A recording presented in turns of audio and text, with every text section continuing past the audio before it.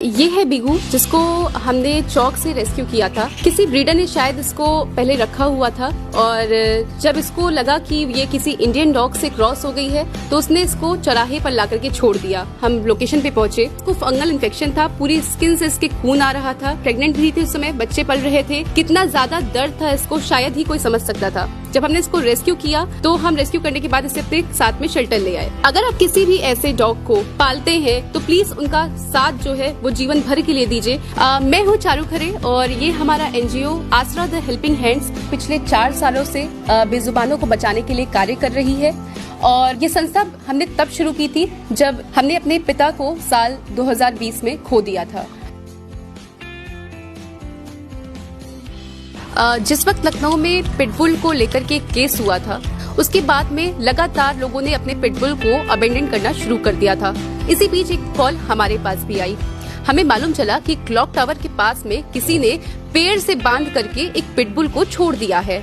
Location पे पहुंचने के बाद में उसकी हालत देखकर हमें काफी ज्यादा बुरा लगा। आपको यकीन नहीं होगा कितने लोगों ने उसे वहाँ पर देखा होगा, लेकिन मदद पहुँचाने की कोशिश किसी ने नहीं की।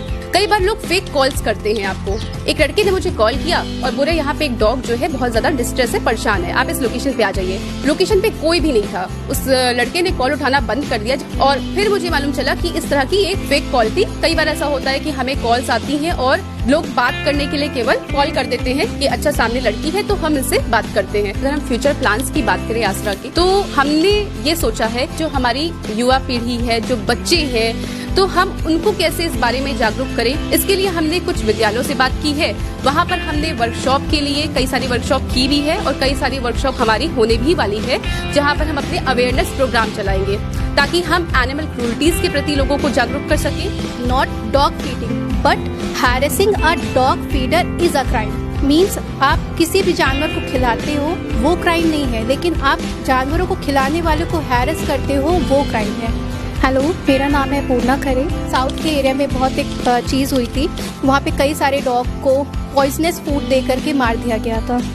इस पे भी एक लॉ पास हुआ, ये under the prevention of the cruelty to the animals 1960। ये कहता है किसी भी जानवर को पॉइजनस फूड देना इनलीगल है और आप उसके लिए एज अ क्रिमिनल देखे जाते हो।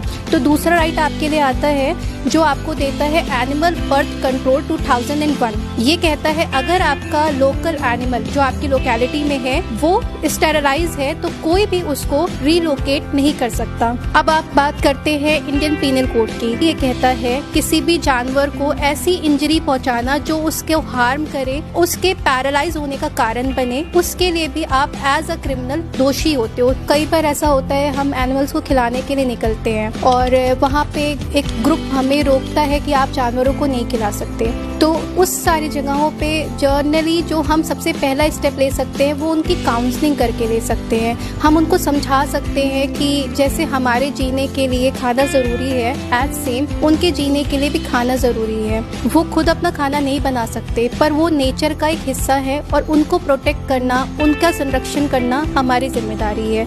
ये फर्स्ट स्टेप है जो हम वहाँ पे ले सकते हैं। जो भी वहाँ का सपोर्ट सिस्टम है, जैसे जो भी वहाँ का नियरेस्ट पुलिस स्टेशन है, आप उनकी सहायता ले सकते हैं। हम दोनों बहनों ने जब ये शुरू किया था पूरा मिशन, यानी कि जो मुहिम है हमारी आसरा द हेल्पिंग हैंड्स, हमें बहुत सारी चुनौतियों का सामना करना पड़ा, लेकिन फिर भी हमने हार नहीं मानी।